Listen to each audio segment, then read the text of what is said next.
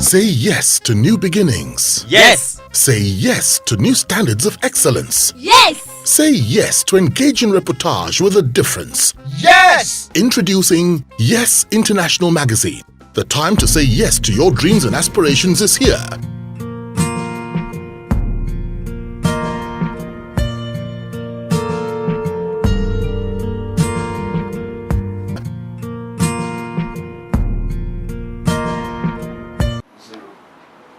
The honest truth. You know, when at the beginning of the year, I'll tell you a story. The first club in the district didn't want me to visit them.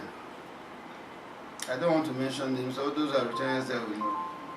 But as of now, I'll tell you, they have accepted to be a part of the district.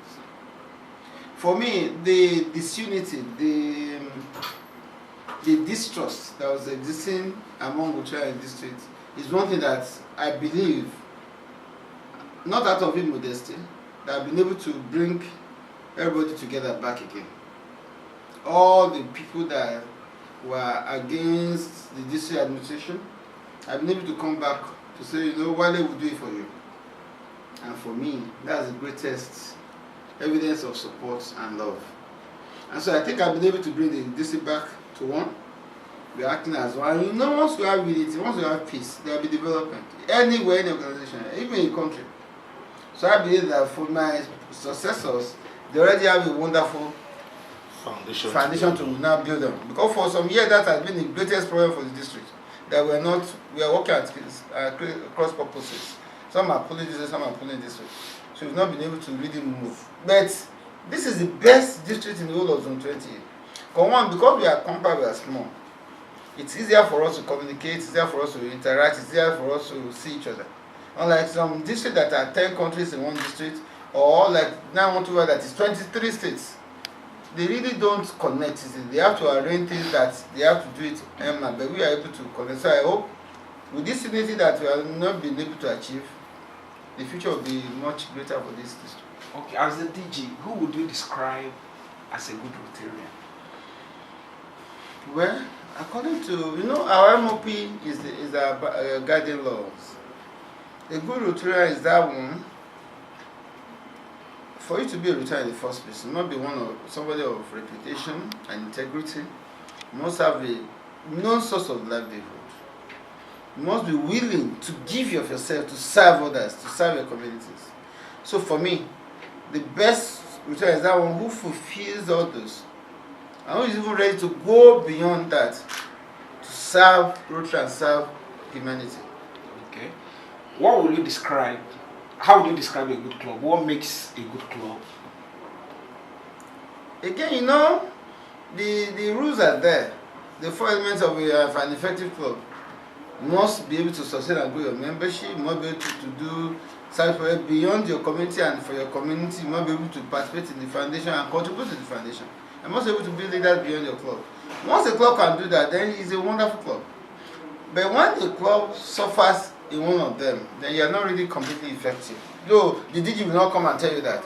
Just say how we can help you look after that weak point. Because that's the essence of the DG. That's why I'm coming to your club. To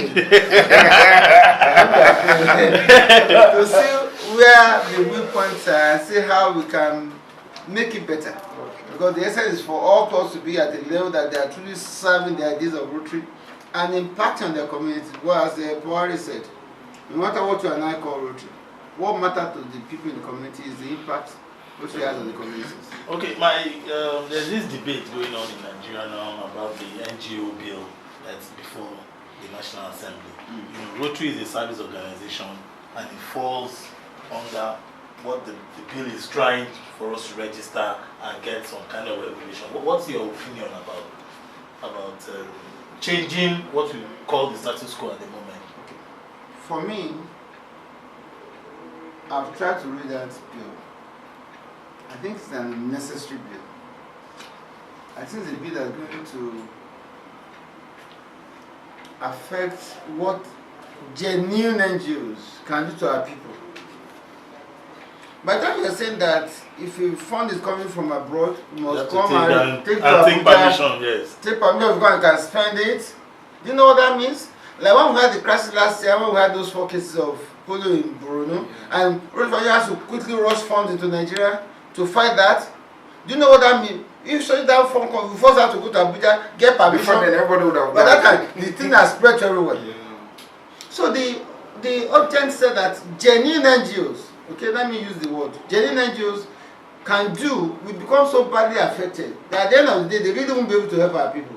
Yeah, we know that there's a huge gap between what our people should have and what they have. So the gap is being filled by the NGOs. And then you are saying you have to put them under law and saying you have to control all their funds. We know that there are people who are using NGOs for their own selfish reasons. But cannot put, I mean, like Rotary or Lion or other genuine ones, to now say they must come and get permission for everything. So if you are going to apply for global grant now, by the time the grant is coming, before that to say, okay, we've got the grant, we want to do some water and sanitation project, so somebody in Abuja will force us to vet it. It's going to also build corruption. People are going to sit down on your phone and say, you know what, you have to settle before this thing goes through. That's how I say it. It's going to be a great I mean, I don't know why they thought about it. It's not their business. There are laws that can catch whoever does anything fraudulent. Let the laws operate.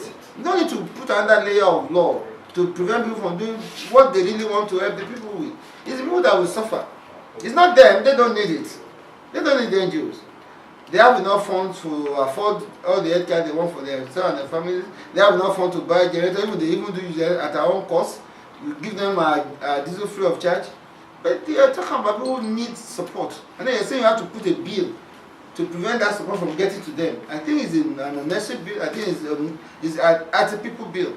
For me, that bill should just not go through. Thank you very much. Thank you, sir.